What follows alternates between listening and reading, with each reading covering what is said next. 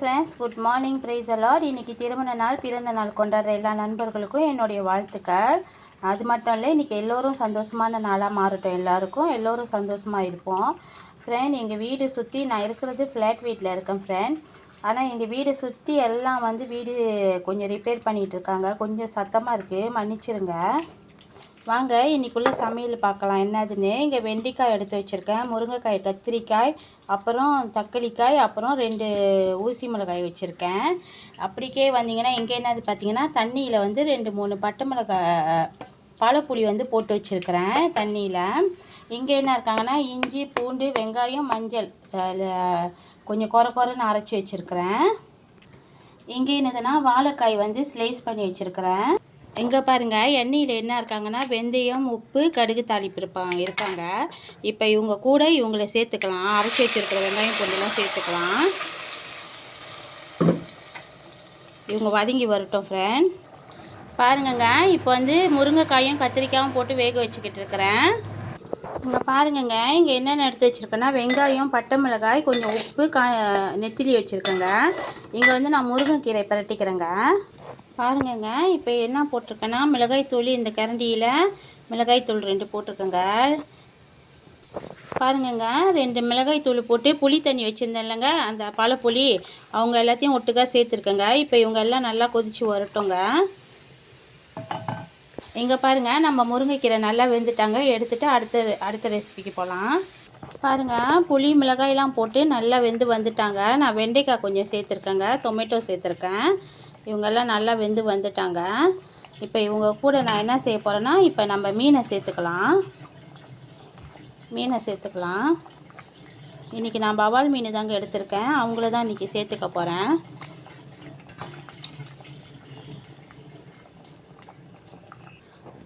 பாருங்கங்க, இன்றைக்கி நான் இந்த பவால் மீன் தான் எடுத்திருக்கேன். இவங்க ஒரு துண்டு ஒரு மீன் 10 வெள்ளி போட்டிருந்தாங்க இன்றைக்கி மார்க்கெட்டில். சரின்னு வாங்கிட்டு வந்தேன். நம்ம வீட்டில் யாருக்கும் ரொம்ப பவால் பிடிக்காதுங்க, இருந்தாலும் சமைப்பேங்க. என்றைக்காவது ஒரு நாளைக்கு சமைப்பேங்க. இப்போ இவங்க எல்லாமே நல்லா வெந்து வந்துட்டோங்க. மீன் போட்டானே நீங்கள் நல்லா கிளறி விட்டுருங்கங்க. மீன் போட்டானே கிளறிடுங்க. அவங்க வெந்துட்டானே கிளறக்கூடாதுங்க, கரண்டி போடக்கூடாதுங்க. போட்டோமா அப்புறம் மீன் எல்லாம் உடஞ்சி வந்துடுவாங்க. பாருங்கங்க, இப்போ பாலம் ஊற்றிட்டேங்க. இப்போ இன்னும் கொஞ்ச நேரம் கொதி வரட்டோங்க, அடைச்சிடலாம் அடுப்பை. இங்கே பாருங்கங்க, மீன் போட்டானே தேங்காய் பால் ஊற்றினேன்.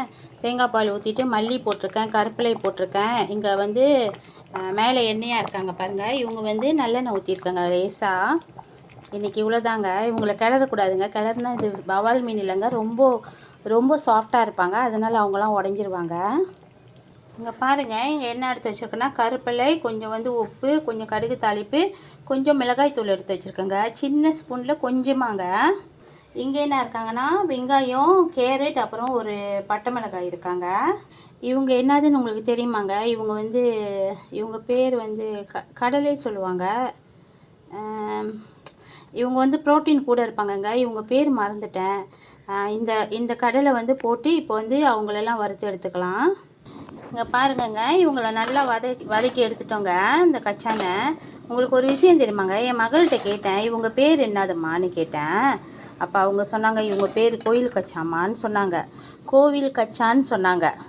அப்போ அவங்க கோயிலுக்கு போனால் அவங்க அம்மா கூட, அவங்க பாட்டி கூட கோயிலுக்கு போனால் அங்கே சாப்பிடுவாங்களாம். ஏன்னா என் மக வளர்ந்ததெல்லாம் என்னோடய அக்கா வீட்டில் தான் வளர்ந்தாங்க. என் அக்கா இந்துவில் இருக்காங்க.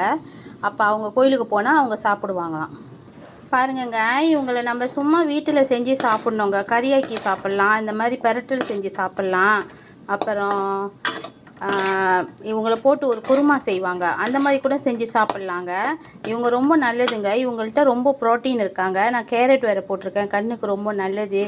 ரொம்ப ப்ரோட்டீனாக இருப்பாங்கங்க இவங்க. பாருங்கள், மகளுக்கு தெரியல, எனக்கும் தெரியல. ஆனால் மகள் சொல்கிறா கோயிலில் தான் கொடுப்பாங்கன்னு. அப்போ நம்ம கோயிலுக்கு போனால் தான் இதை சாப்பிட்றோம். மற்ற டைமில் இவங்களை வாங்கி நம்ம சாப்பிட மாட்டோம். அதனால் இனிமேல் என்ன செய்யுங்க, உங்கள் வீட்டிலையும் இதை சமைச்சு சாப்பிட ஆரம்பிக்கலாங்க எல்லோரும். பாருங்கங்க, நம்ம அசைவமாக ஃபீஸ் கறி சமைச்சோம் இல்லைங்க, அவங்கள சமைச்சிட்டு சைவக்காரங்களுக்கு சமைக்கலைன்னா அப்புறம் கோச்சிக்குவாங்கங்க. அவங்களுக்கும் இன்றைக்கி ஃபீஸ் கறி தாங்க. நல்லா துண்டு மீனாக போட்டு ஃபீஸ் கறி ஆக்கியிருக்கேன் சைவமாக. துண்டு மீனுன்னா அது பாருங்கள் வாழைக்காய். வாழைக்காய் போட்டு நல்லா சைவ மீன் கறி ஆக்கியிருக்கேங்க. பால் ஊற்றிருக்கேன் கொஞ்சம். இவங்க பால் எல்லாம் வெந்து வரட்டோங்க. கொஞ்ச நேரம் பால் வந்து லேசாக வெந்து வரட்டோங்க. ஏன்னா இவங்க சட்டியில் செய்கிறனால கொஞ்சம் வெந்து வந்தானே நம்ம எண்ணெய் ஊற்றி இறக்கிடலாங்க. பாருங்கள், இவங்க சைவ மீன் வாழைக்காய் போட்டு இவங்கள சைவமாக ஆக்கியிருக்கேங்க மீன் கறி.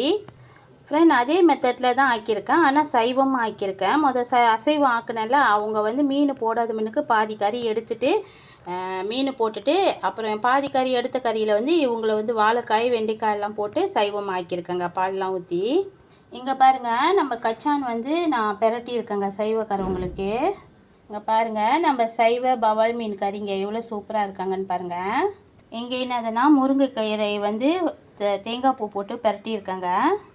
இங்கே பாருங்கள், இங்கே ஃபுல்லாக வெள்ளை சாதம் தான் வடிச்சிருக்கேங்க. இன்றைக்கி கொஞ்சம் வெள்ளெண்ணெயாக வடிச்சிட்டு நான் எடுத்து வச்சுட்டேங்க. அதனால் வந்து வெந்தயம் போடலைங்க. சோறும் கொஞ்சம் அரிசி மாதிரி தான் இருக்காங்க, கொஞ்சம் வேகாத மாரி தான் இருக்காங்க. இன்றைக்கி நல்லா டோஸ் வாங்கி கட்டிக்குவாங்க. ஃப்ரெண்ட், இது வரைக்கும் என்னோடய சேனல் பார்த்துக்கிட்டு எனக்கு சப்போர்ட் பண்ண எல்லா நண்பர்களுக்கும், பார்க்காத நண்பர்களுக்கும், பார்த்த நண்பர்களுக்கும், ஷேர் பண்ண நண்பர்களுக்கும் எல்லோருக்கும் என்னுடைய நன்றி ஃப்ரெண்ட். என்னுடைய வாழ்த்துக்கள் கூட என்னுடைய வாழ்த்துக்கள். ரொம்ப நன்றி ஃப்ரெண்ட், நீங்கள் எல்லோரும் எனக்கு இவ்வளோ சப்போர்ட்டாக இருக்கீங்கன்ட்டுன்னு. ஃப்ரெண்ட், இந்த வீடியோவில் ஏதாவது நான் தவறுதலாக இல்லை உளறி என்னது பேசியிருந்தேன், என்னை மன்னிச்சிருங்க ஃப்ரெண்ட். இது வரைக்கும் என்னோடய சேனல் பார்த்துக்கிட்டு இருந்தவங்க எல்லோருக்கும் என்னுடைய நன்றி. மறக்காமல் share button, bell button, subscribe button YouTube சேனலில், அப்புறம் லைக் பட்டன், அப்புறம் உங்கள் ஃப்ரெண்டுக்கு எல்லாத்துக்கும் ஷேர் பண்ணி விடுங்க. நீங்களும் சமைச்சு சாப்பிட்டு பாருங்கள் ஃப்ரெண்ட் எப்படி இருந்தாங்கன்னு. ரொம்ப நன்றி ஃப்ரெண்ட். பாய்.